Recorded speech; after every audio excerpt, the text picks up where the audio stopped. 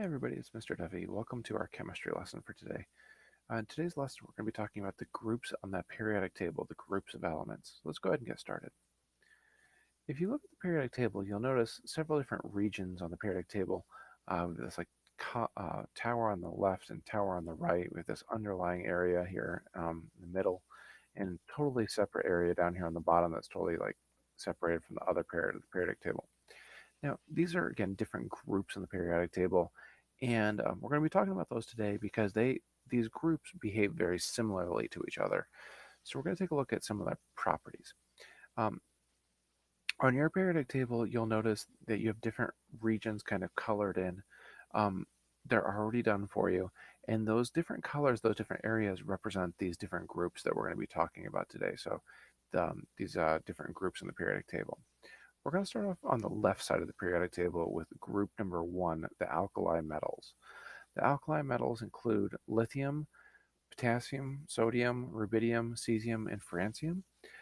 Hydrogen is normally placed with them, but it is important to notice that hydrogen is not a metal. It behaves like these metals, but it is not a metal. Okay, so group 1, all these elements very readily want to get rid of one electron to form a positive one ion. Um, to do that, they normally give it away to a nonmetal, but we'll talk more about that when we talk about bonding. Now, anyways, um, these are very, very common in everyday life. Lithium, very common in lithium-ion batteries. It's a very new technology coming out. So a lot of new batteries in cars and so forth use lithium. Sodium, um, in your bones, uh, uh, salt, sorry. Potassium is in bananas. Okay, so again, it's very common in nature, very common in everyday life. The sodium potassium pump is in your cells. Anyways, lots of different things with this group of metals. Very, very reactive group. Very, very, very, very reactive group. Group number 2, as we move to the next group in the periodic table, 1 over. This includes elements beryllium, magnesium, calcium, strontium, barium, and radium. Now, these elements all very readily give up 2 electrons to become a positive 2 ion. They have a positive 2 charge. Um, Again, they are reactive metals. When they react with water solutions, they become basic. That's where the term alkaline comes from the word basic. And so again, it's very, very reactive elements, but not nearly as reactive as group 1. So group 2 is not quite as reactive, but still reactive nonetheless. Okay, we're going to jump across the periodic table to group number 17. This is the halogens. The halogens are your most reactive nonmetal group. So this includes fluorine, chlorine, bromine, iodine, astatine. These elements very readily want one more electron. They really want to grab one more electron, and they normally get that from a metal, some metal, because metals normally don't want their electrons. So these elements are happy to take it. And when they do that, they form a negative one ion. These, again, elements are very, very dangerous. Fluorine and chlorine, very, very dangerous elements.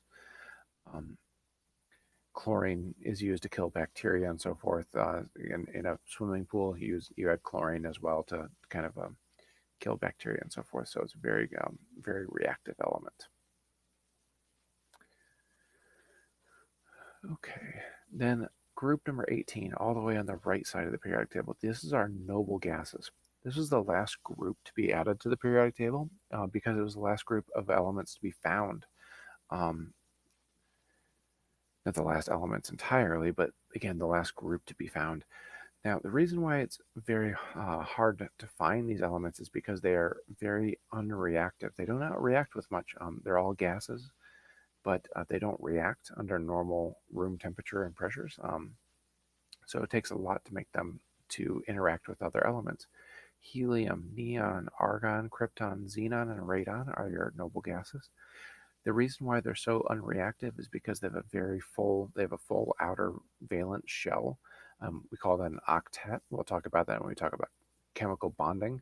But again, um, very, very stable elements. Now, these next couple groups we're going to talk about are not, they are groups of the periodic table, but they're not very commonly called these. So, group number 16, the oxygen group, is sometimes called the chalcogens, um, because if when combined with oxygen, which is again the top element in this group, they formed what were called, used to be called calxes. So, this is the chalcogen group, and this includes oxygen, sulfur, selenium, tellurium, and polonium. They all have six valence electrons, NS2, NP4 valence electron configuration. Um, most of these elements are going to be a -2 oxidation, meaning they'll want to gain 2 electrons.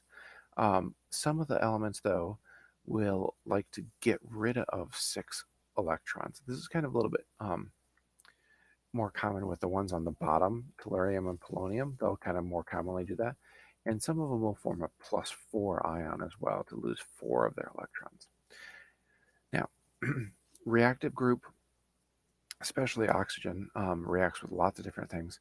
So again, very, very reactive group. But the chalcogens is group number 16.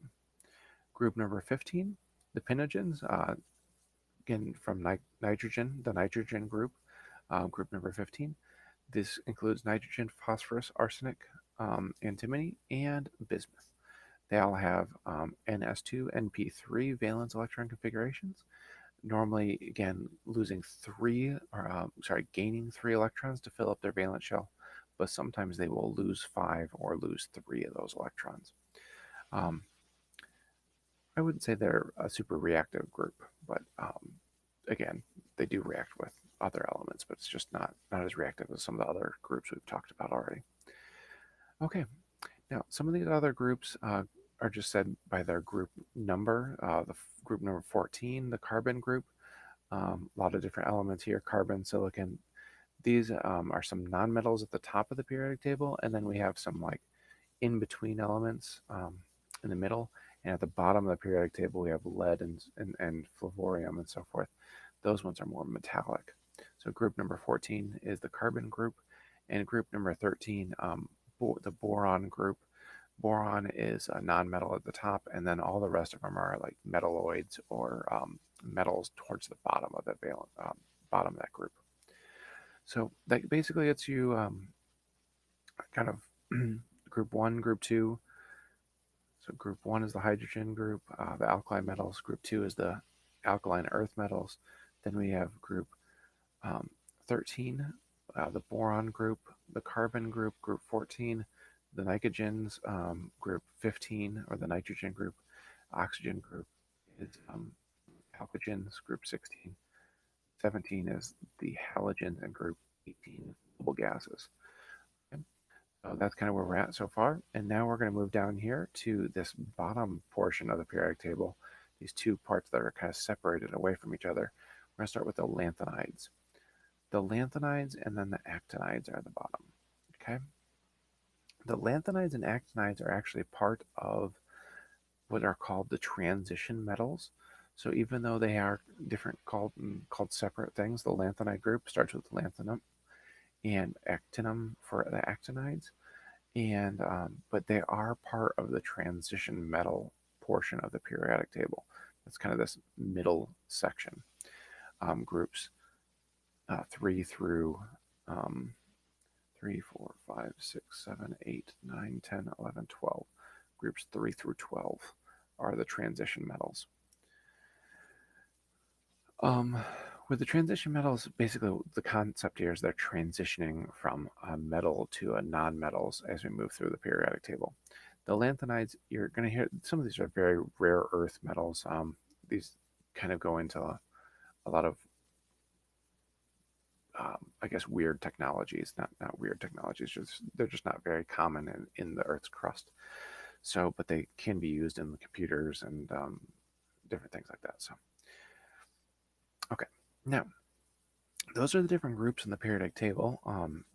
Again, we went through kind of everything there, but there are a couple of special things we need to know about. is that some of the elements on the periodic table are what are called diatomic elements. The diatomic elements mean they do not exist as just like a single atom. They are bonded, if they're in the elemental form, they are bonded together with another of the like element. So hydrogen, nitrogen, oxygen, fluorine, chlorine, bromine, iodine. I could say astatine, but that's not really very common. Okay, those elements again bond together and form the diatomic elements. There's 7 of them. I like to think they also make a 7 here. Another way of saying there's an acronym Hunkelbrief.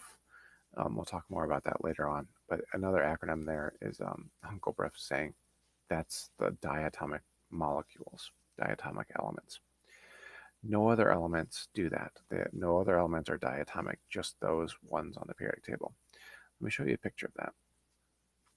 This is nitrogen in elemental form. It is a molecule, but it is also element because, again, their nitrogen is a diatomic molecule. They're the same elements. Argon, on the other hand, if we look at that, argon is just in the elemental form. There's not a molecule. It's just one atom of argon. Again, that's an element, but not diatomic. Oxygen, here's another example. Oxygen is diatomic. 2 oxygen atoms bonded together as a molecule, but it is an element as well. So again, these are our elements. The Hunkelbrief, HONCLBRIF,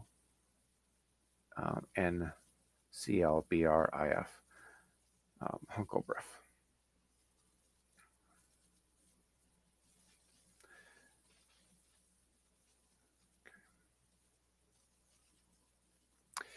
Now, this is where we're going to end kind of our slides for today. The periodic table is divided into 2 main sections.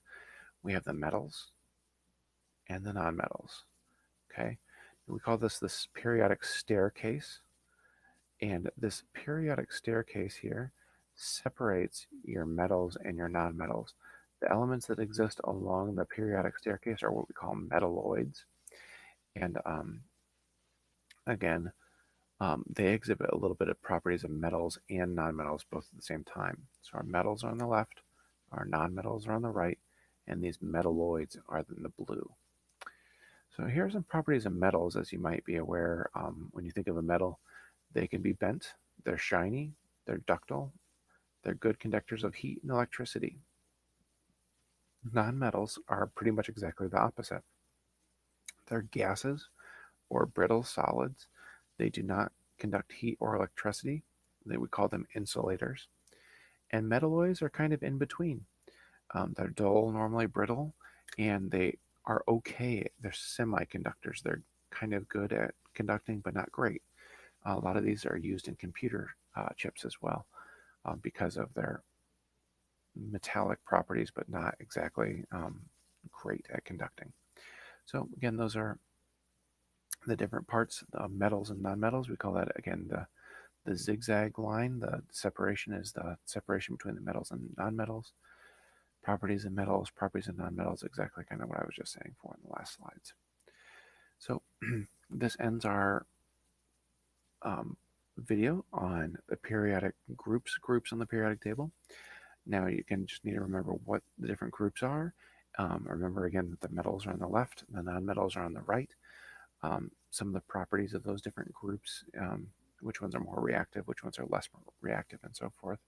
But again, these are the main portions on the periodic table.